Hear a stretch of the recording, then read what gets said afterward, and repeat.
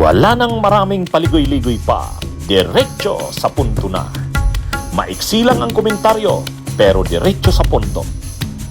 Maraming kuro-kuro, may tiwali, may totoo. Dito, sa puntong diretso tayo. Punto, diretso. Mga kabunyog, pag-usapan natin tong si Leandro Libeste. Tambak na. Tambak na ang kaso ni Leandro Libeste, mga kabunyog. Tambak na. May bago na namang kaso. Kakasuhan na naman ng Energy Regulatory Commission. Ano ang bagong kaso niya? Una, nag-operate siya doon sa Occidental Mindoro. Wala palang permit, walang lisensya. Kasi may mga specific na lugar lang siya pwedeng mag-operate. Ay hindi yata kasama yung Occidental Mindoro. Nag-operate doon, o yun, violation yun. Pangalawa, nagtaas ng singil ng kuryente.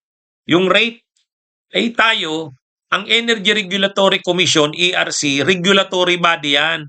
Hindi ka pwedeng magtaas ng singil, sila, kuryente galing sa solar. Hindi ka pwedeng magtaas ng singil ng kuryente nang hindi mo pinapa-approban sa regulatory body, dyan sa Energy Regulatory Commission. Ay hindi daw pina-approban eh. Okay, ito ngayon yung dalawang bago na namang kaso ni Libeste. Pag-ooperate ng walang permit doon sa Occidental Mindoro.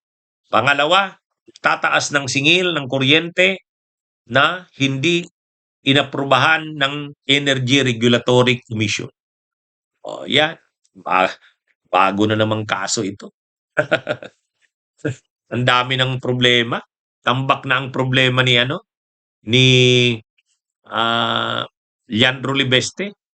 Yan kasi yung problema sa kanya eh. Yan ang mahirap. Ang dami niyang nilalabanan. Okay naman sana yun, anti-corruption.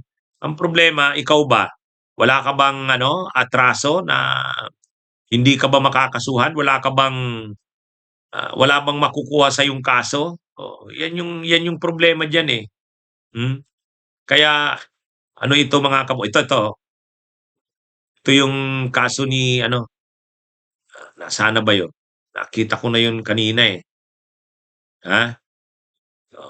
Yung tungkol sa kaso ni Leandro Libeste. Kasi may lumalabas, mayroon pa siyang mga kasong kinakaharap. Hindi lang yung original na mga kaso. Kasi marami na siyang problema eh. Ay di ba yung una niyang problema, ang una niyang problema, yung kanyang solar para sa bayan, di ba yung solar para sa bayan, binigyan ng franchise yun. Ngayon, yung franchise na yun, ng solar para sa bayan, ang kondisyon doon, ito, Manila Bulletin. The Energy Regulatory Commission ERC is filing show cause orders against Solar Para sa Bayan Corporation SPSB for allegedly operating in Occidental Mindoro and imposing power rates without regulatory approval. Yan.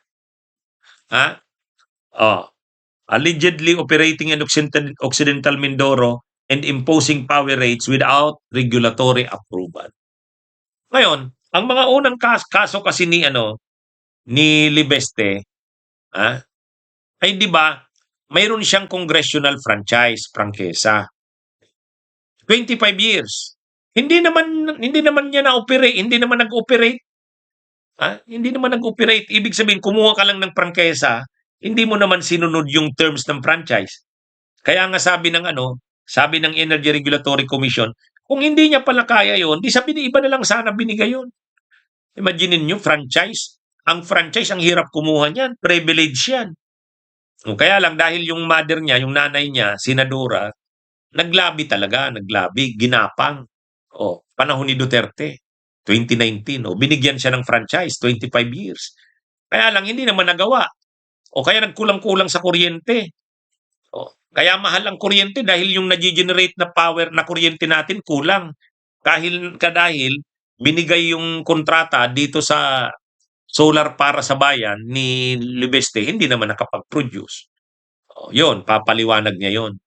Bakit hindi niya sinunod yung usapan sa prangkesa? Pangalawa, Kumuha siya ng kontratang 12,000 megawatts. Oh, ang na-supply niya lang 2%. Oh, yan.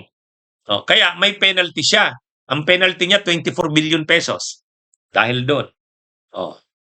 Ngayon, ang ginawa niya, nagtayo siya ng separate na corporation yung Spinek, bininta doon kila Pangilinan. Kila Manny Pangilinan sa Meralco, yung MGen. Oh, 16 billion yata yung binta niya eh. Oh, imagine niyo yan.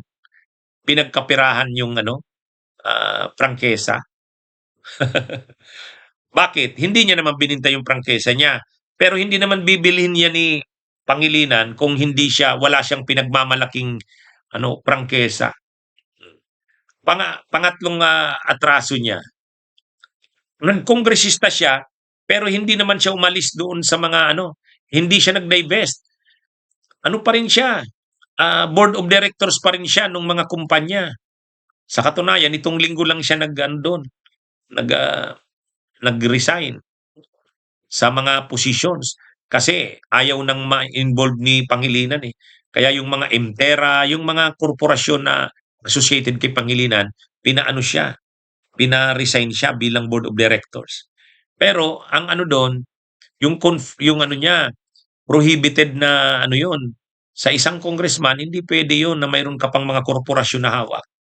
Kaya ang dami talagang atrasong hinaharap itong si Libeste. Ngayon, iimbestigahan siya ng Kamara, House Committee on Legislative Franchises. Iimbestigahan din siya ng Ombudsman. Ngayon, dahil magsisimula na yung investigasyon, babiyahin na siya sa 168 na araw, February 8 to July 26, 2026. 19 or 16 countries ba yun? Ang paliwanag niya, pinakiusapan daw yung nanay niya, si Loren Legarda, na sabihan siya na wag nang maglalabas ng mga ini-expose niya. Kaya magbiyahe na lang daw. Yun. Yung pala na matatakot din lang naman pala siya. Yan na yung sinasabi ni Ping Lacson, wag bara-bara. Ngayon, na siya, nare-realize niya, hindi niya pala kaya. Ang dami niyang problema, ang dami niyang kaso eh. Nadagdag pa ito ngayon. Nag-raise ka ng singil sa kuryente, hindi mo naman pinaalam, pinaaprubahan sa Energy Regulatory Commission. Yun. Kaya mabigat yun. Kaya ang dami niyang kinakaharap na mga kaso ngayon, nadagdagan pa nito. Nagtaas ka ng singil, hindi mo pinaaprubahan sa Energy Regulatory Commission. Violation nga yun. Anyway, yan ang mga problema ni Leandro Libeste. Bunyog, bunyog, halikan na kasama ka.